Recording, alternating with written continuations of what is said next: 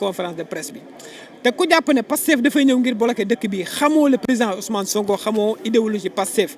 Pastef est un parti républicain Pastef est un parti responsable est un parti mature boo xam ne lépp loo xam ne day jëriñ Sénégalais yi ci loolu la ñuy dox ci loolu aussi moom la ñuy wax wasalaamaaleykum wa rahmatullah.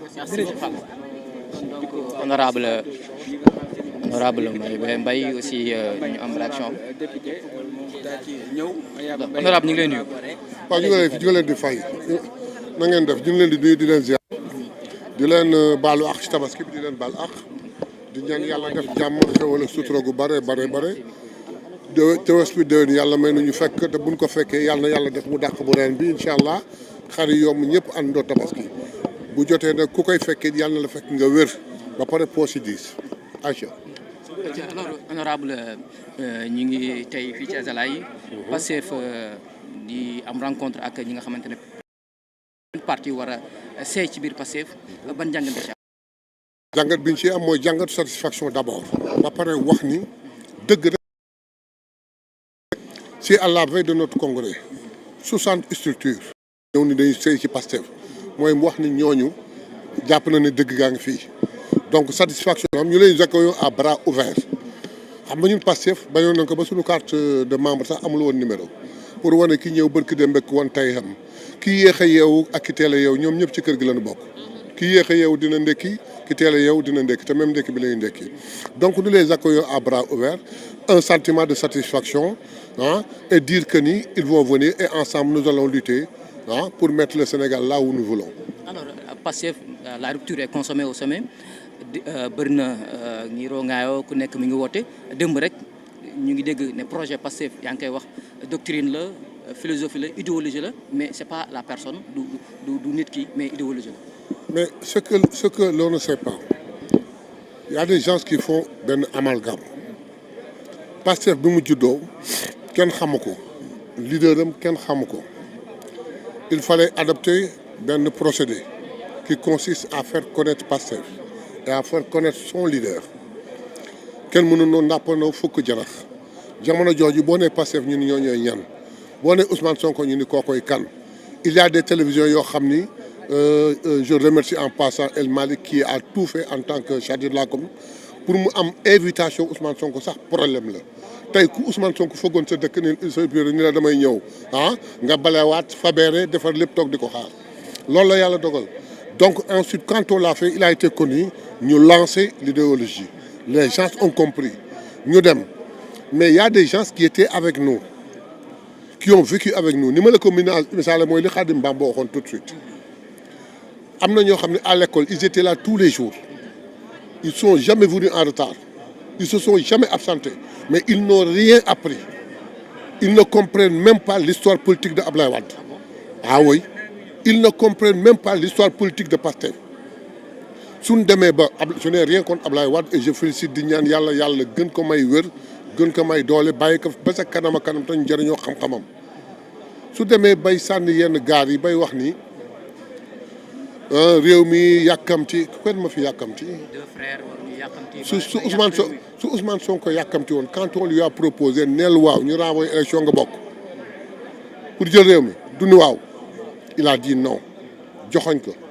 Ablaye Wade bii muy wax nekk à l'opposition pendant 24 ans bu amoon ku ko fal en 10 jours du xaar 24 ans donc il n'a absolument rien compris ensuite il a été à l'école du parti mais il n'a absolument rien appris non très sincèrement à le voir parler hier. Il a été secrétaire général aussi.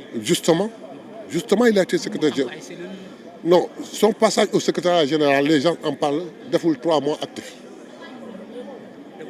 On l'a deful 3 mois actif. Oui, c'est vrai. On l'a élu en novembre je pense.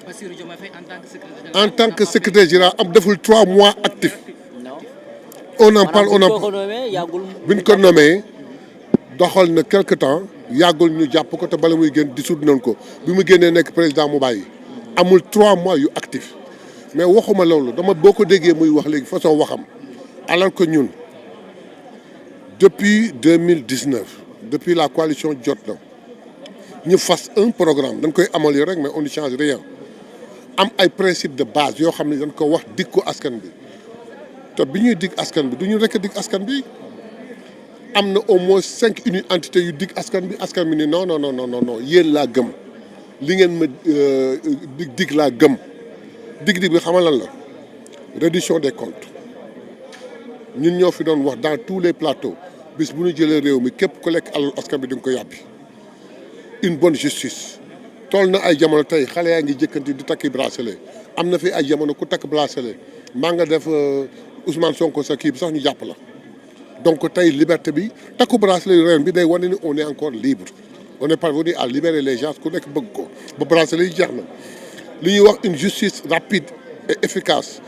Ensuite au moment de la résistance pour aller au pouvoir am na xale yoo xam ne dañ ñàkk seen bakkan am na ñoo xam dañ làgg ñi lafañ ñi perte mais il faut qu'il y ait justice pour ces martyrs le numéro 9 et ses acolytes ku ko recruter ku ko doon fay ku ko doon dundal kan la àndaloon lu mu doon def lan la def ku ko sant mais il faut qu'on le règle. Ensuite c'est nous qui avions dit lan la ñu yekkul Macky Sall sur la caisse noire li ñu waxuñu caisse noire du am dañ ni li nga xam ne dafa utile les fonds secrets dina am li ñu mënul mooy yëkkati alal ju toll na 7 milliards jox ko doomu aadama lu ko neex muy def ku ko neex soo ko seetee mu may la 10 millions pass su ko neexee sax mu booyle ko fourneau amul vérification sans vérification loolu la ñuy wax ni dafay jeex léegi dañ koy dindi teg ay fonds secrets rien que des fonds secrets te fonds secrets yooyu sax chaque année daanu vérifier wax ni li ñu programmé li ñu teg ndax jaar na fi mu war a jaar nous ne demandons pas autre chose ki fi ne tey ba ñuy établir loolu di ko wax daf ci d'accordoon maa ngi def analyse nag ba mu ciy d'accord parce que jàppul woon ni kees gi ci loxoom la jëm dafa jàppoon ni kees gi ci loxo Ousmane Sonko la jëm mu ni d'accord yàlla wëlbati teg kees gi ci loxoom mu ni dof rek koy bàyyi bugg ko bàyyi dañ koy dindi sànni ci àll ba incha allah nous l'avons promis. Ensuite Marième Faye Sall qu'est-ce qu'on lui a dit blanchiment d'argent lu ne yekk nañ ko day prôner le processus politique lu ne wax nañ ko mais tey jii ñu wax ni ay fondation yooyu c'est des choses yoo xam ne dañ koy dindi maanaam lépp loo xam ne doon nañ ko def en charte et en promesse ci politique il était là il a suivi tous les cours mais il n'a rien compris après il n'a rien compris boo ko déggee muy wax dafa mel ni c'est pas un Pastefien qui parle. mais il est toujours de Pastef. non démb il n'a rien dit démb il n'a fait que lancer des pics au point où il a même un peu tronqué l'hommage à Ablaye Wade. Ah bon? Oui, il a tronqué l'hommage à Ablaye. Il s'est plus appesanti sur le lancement des pics que sur l'hommage à Ablaye Wade. Ensuite li mu doon wax ci Ablaye Wade am na Ablaye Wade ku baax la il a fait de bonnes choses au Sénégal. su demee bay wax affaire de violence di tudd Ousmane Sonko est-ce que Ousmane Sonko une fois a dit à ses partisans jël leen seen téye ko alkaati bi leen dóor ngeen dóor ko Ousmane Sonko wax na ko kooku muy wax na ko.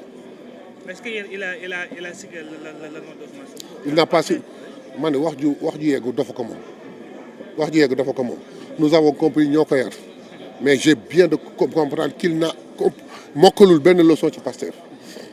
te nag il voit tout droit vers le mur il va buter le mur fa mu jëm dafay réer. j'ai entendu Macky Faye mu koy ñaanal ne ko yàlla nga am ba mandat yi Alaaji amoon. kooka la Alaaji Macky Faye dem. waaw waay Macky Faye moom xam nga lu rafet lay wax rek day seen nu mu rafetee mu wax ko. alors ci biir parti bi bëri na ay mandat yi mi ngi yem 2019. 2019 on va le dégager et mettre Ousmane Sonko à la tête du pays. Je ne sais pas qu'est-ce qui m'arrive avec 2019. 2029 nous allons le dégager et mettre Ousmane Sonko à la tête du pays. Parce que non quand je dis dégager je ne dis pas le mot j'insiste sur le mot dégager parce que ligne bi ñu jël daf ko wàcc. J'utilise le mot dégager nous allons le dégager et mettre Ousmane Sonko parce que ligne bi ñu tracé les promesses qu'on a faites à la population yooyu yëpp daf ko wàcc jël leneen nous allons le dégager le monde n'est pas grand. ci loolu am na ay contestation am na ay dissidents entre guillemets bu ñu ko mënee wax par rapport ak ligne bi ngeen jël ñu écarté wu ñoom ñuy gisee neneen. c'est-à-dire j'ai pas compris. par rapport ak position telle que Aldiouma Sow dinaa ko citer position bu ñu am. Aldiouma c'est pas quelqu'un que l'on cite dans Pastef. Ah bon, il est de Pastef. Il est de Pastef il a une carte Pastef il a jiite na sax benn section communale de mais Aldiouma Sow bi ñu ñuy xeex ñuy rey suñu bopp dans la grande résistance où est-ce qu'il était en lune de miel au Canada. Ah oui. Et puis si vous avez l'occasion posez-lui la question qu'est-ce qui s'est passé le jour des élections présidentielles de 2019. de 2019. Posez-lui la question. ñu ngi wax pour ma laaj la lan moo xewoon le jour des élections présidentielles. Je vous ai demandé de lui poser la question. C'est parce que je ne vous le dirai pas. Oui. Le président Diomaye se réclame toujours d'être candidat membre de PASTEF. Est-ce que yéen a ngi koy xaarandi ci congrès? Il n'est pas obligé de venir. C'est un membre simple. Demain, peut-être dimanche. Demain c'est un congrès technique, les congressistes ñoo ko nekk, il n'est pas congressiste. Dimanche c'est réservé à tout le monde. S'il se sent vraiment pastefien, il viendra. Mais je ne le lui recommande pas. Non, su ñëwee xale yi ils vont crier sur lui. Qu'il soit président ou non. Si jamais il vient, ces gosses crieront sur lui, ça c'est clair. Kenn du leen téye. Donc je lui demande de ne pas du tout mettre les pieds là-bas. dafa ñuy tardé rek. dafa ñuy tardé rek du ñu rapporter xoolal mu ñëw fa du ñu rapporter dara dafa ñuy tardé rek jarul muy ñëw. Président de quoi non il n'est pas là-bas en tant que président nous n'avons pas besoin du président de la République. Nous nous occupons de notre parti yoonu président de la République newu ci s'il se réclame Pastef et qu'il vient des perturber suñu yëf moi je lui demande de ne pas venir mais ne me parle pas du président de la République à cet instant-là waaw nous parlons politique. waaw 12 ans déjà. ngeen nekk ñëw am taxawaay boo xamante ni surprendre ñu bëri au début c'était difficile mais tey ngeen fexe ba suuxat ba am ñeneen ñoo xamante ni sax yaakaaruñu ne woon 12 ans déjà succès bi lan moo ko mën. Mais la vérité le bon chemin comprendre la population appesantir seen soxla dimbali leen jàppale leen jox leen joxaat leen espoir ba pare ànd ak ñoom dans la vérité. Dans une lignée te doo ko wàcc il n'y a que ça comme secret il n'y a pas autre chose il n'y a pas autre chose xam nga la droiture la vérité c'est tout le peuple a compris est avec nous c'est tout merci beaucoup. toogaay bi yàgg na ñu ngi koy jaajëfal honorable Mayaba Mbaye mi nga xamante ni moom lañ teelaloon tey waaye gis nañ taxawaay bu am solo bi nga xamante ni moom